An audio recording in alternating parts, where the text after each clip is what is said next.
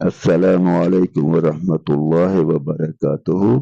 اللہم صلی علی محمد وعلی آلہ واصحابہ وبارک وسلم کما تحب وترضی۔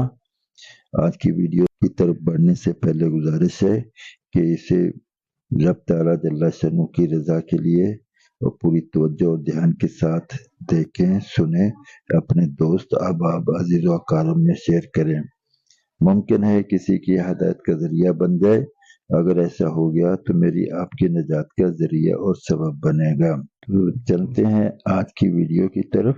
ہماری آج کی ویڈیو کا عنوان ہے کہ صحابہ کرام فرشتوں کے بارے میں کیسا زبردست ایمان رکھتے تھے۔ حضرت سلمان فارسی رضی اللہ عنہ کی بیوی حضرت بکیرہ رضی اللہ عنہ فرماتی ہیں، جب حضرت سلمان رضی اللہ عنہ کی وفات کا وقت قریب آیا تو انہوں نے مجھے بلایا۔ اس وقت وہ اپنے ایک بالا خانے میں تھے جس کے 4 دروازے تھے، اور مجھ سے کہا، اے بکیرہ، ان دروازوں کو کھول دو کیونکہ آج میرے پاس کچھ ملنے والے آئیں گے، اور مجھے یہ معلوم نہیں کہ وہ کون سے دروازے سے میرے پاس آئیں گے۔ پھر اپنا مشک منگوا کر مجھ سے کہا، اسے ایک چھوٹے برتن میں پانی میں گھول کر لاؤ۔ میں گھول کر لے آئی تو مجھ سے کہا کہ یہ مشک والا پانی میرے بستر کے چاروں طرف چھڑک دو، پھر نیچے چلی جاؤ اور وہاں تھوڑی دیر ٹھہری رہو۔ پھر جب تم اوپر آؤ گی تو تم میرے بستر پر کوئی چیز دیکھو گی۔ چنانچہ میں نے ایسے ہی کیا، اور جب میں اوپر آئی تو دیکھا کہ ان کی روح پرواز کر چکی ہے، اور وہ ایسے لگ رہے ہیں جیسے وہ اپنے بستر پر سو رہے ہوں۔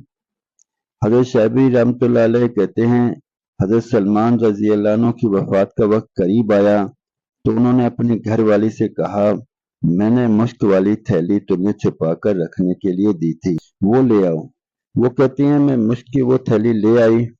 انہوں نے کہا کہ ایک پیالے میں پانی لے آؤ۔ میں پیالے میں پانی لے آئی۔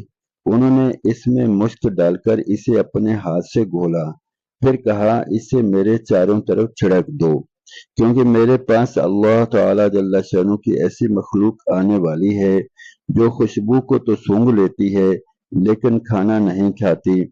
پھر تم دروازہ بند کر کے نیچے اتر جاؤ۔ ان کے گھر والی کہتی ہیں، میں نے پانی چھڑکا اور نیچے آ گئی۔ تھوڑی دیر ہی بیٹھی تھی کہ میں نے آہٹ سنی۔ میں اوپر گئی تو دیکھا کہ ان کا انتقال ہو چکا تھا۔ اللہ اکبر! جب تعالیٰ جل شانہ نے ان کو ایمان عطا فرمایا اور وہ کیسے فرشتوں کے اوپر ان کا کامل یقین تھا، یہ تو سب پختہ ایمان کی باتیں ہیں۔ رب تعالیٰ جل شانہ ہمیں بھی یہ لذت عطا فرما دیں تو کیا ہی کہنے۔ لیکن ایک بات ضرور ہے کہ جو انہوں نے محنت فرمائی، جو دین کو حاصل کرنے کے لیے، ایمان کو حاصل کرنے کے لیے تکالیف اٹھائیں، ایسے بھی تو کوئی تکلیف اٹھائے، ایسے ایمان کی لذت لے سکتا ہے۔ تو اب اس کے لیے کہ ہم نیکی کی بات کو انہیں بھی رب کی رضا کے لیے، عمل کی نیت کے لیے نیکی کی باتوں کو سنیں، ان میں آگے پھیلائیں، دوست احباب عزیز و اقارب میں شیئر کریں، اور ان کو نیکی کے کام میں آگے بڑھنے کی ترغیب دیں۔ اگر ہم ایسا کریں گے تو رب تعالیٰ جل شانہ کی رحیم اور کریم ذات سے امید ہے انشاءاللہ ہمارے ایمان کا لیول بھی بلند فرما دیں گے، اور ہمیں بھی رب تعالیٰ جل شانہ کی باتوں پر یقین آتا چلا جائے گا، اور پیارے نبی محمد کریم رؤوف الرحیم صلی اللہ علیہ وآلہ وسلم کے اعمال میں کامیابی نظر آئے گی۔ خاص ہے کہ اس پیغام کو اپنے دوست احباب عزیز و اقارب میں شیئر کریں کہ نیکی کرنا، نیکی کو پھیلانا، نیکی کی دعوت دینا سب نیکی کے کام ہیں۔ رب تعالیٰ جل شانہ مجھے آپ کو عمل کی توفیق عطا فرمائے۔ جزاکم اللہ خیر و احسن الجزا۔ السلام علیکم ورحمۃ اللہ وبرکاتہ۔